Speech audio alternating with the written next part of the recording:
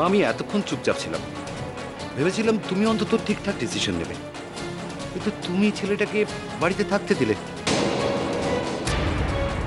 তোমায় কি অন্যরকম কিছু বোঝানো হয়েছে?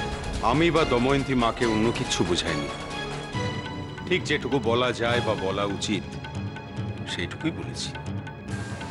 মা, ছেলেটার এ বাড়িতে থাকার ব্যাপারে আমার আপত্তি আছে। দেখো, আমার মেয়েটা বড় হচ্ছে, একটা অচেনা অজানা ছেলে, মাথায় কি মতলব ঘুরছে আমরা কেউ জানি না, পরে কিন্তু অনেক কিছু ঘুরতে পারে। মা, তবে আমি তোকে এইটুকু কথা দিতে পারি যে ওই বাড়িতে থাকলে কিন্তু আমাদের কারোর কোনো অসুবিধা হবে। বড় ভালো ছেলে। দেখ দাদা, প্রথমে সবাই এরকম ভালো থাকে, থাকা খাওয়ার ব্যবস্থাটা পাকা হয়ে যাক, তারপর দেখবি ঠিক ছাপি থেকে ফনা বের করবি। না কমল, তুই যা বলছিস তা কখনো হবে না। আর আমার অভিজ্ঞতার একটা দাম দিবি না তুই? এখন অনেক রাত হয়েছে। ছোট বৌমা। হ্যাঁ মা। তুমি দেখো ছেলেটির খাবার থাকার কি লাগবে টাকবে করে দাও। ঠিক আছে মা। এখন আর এইসব ভেবে কোনো লাভ নেই, আমি কাল সকালবেলায় যা করার করব। একটা ছেলে জানিস আয়ুষ, আমাদের ড্রয়িংটা না ঘুরে ঘুরে দেখছে। দিদি ভাই, কে ছেলেটা? বোকা বোকা কথা বলিস না তো। আমি জানলে কি আর বলতাম না? আমি জানি কে। কে? তোমাদের নতুন টিচার। এই তুই চুপ কর তো, সবসময় পাকাবো। আচ্ছা দিদি ভাই, এই ছেলেটা যদি চেম্মা ছেলে হয়ে যায় তখন কি হবে? তখন চেম্মা জেঠু আর তো আমাদের ভালোবাসবে না, তখন শুধু নিজের ছেলেকেই ভালোবাসবে।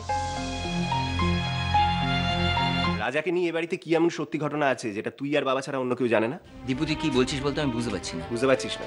আচ্ছা রাজা আমাদের ছোট ভাই, ওকে নিয়ে সত্যি মিথ্যে কি শুরু করছিস এসব? একটা ঘটনা আছে রাজাকে নিয়ে যেটা তুই আমায় বলতে চাইছিস না। দীপু কোনো ঘটনা যখন ঘটেনি তখন কি আমি তোকে বানিয়ে বানিয়ে কিছু বলবো? তাহলে তোর আর বাবার আলোচনাটা তো মিথ্যে হতে পারে না। তোকে এসব কে বলেছে?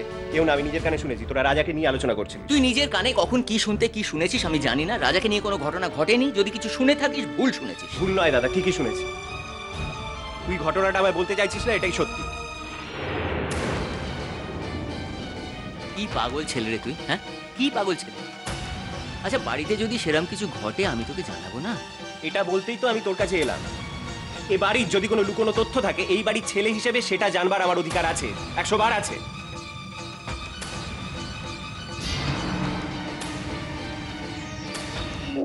দেখো কাণ্ড, আমি তো মরে গেছি, তোকে তো ফ্রেশ হতে হবে বাবা।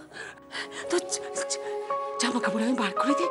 হ্যাঁ রোহন, ও তো তো কখন সেই বেরিয়েছিস? এই জামাটা পরে না, একটু একটু গা হাত পা ধুয়ে ফ্রেশ হয়ে নাও। হ্যাঁ তুই ফ্রেশ হয়ে নে, আমি একটু আসছি। কেমন? আচ্ছা ঠিক আছে। ওই দেখো দেখ কারা এসছে, তোর ভাই বোন সব। রূপসা ভেতরে আয়। তুমি কি আমাদের দাদা? আমি তোমাদের দাদা। কি নাম তোমার? আমার নাম রোহন। তোমারও নাম রোহন? হ্যাঁ। তুমি জেম্মা ছেলে রোহন? হ্যাঁ। তুমি এখন থেকে এই বাড়িতেই থাকবে? হ্যাঁ, এখন থেকে আমি তোমাদের সঙ্গে এই বাড়িতেই থাকবো। কেন? তোমার নিজের বাড়ি নেই?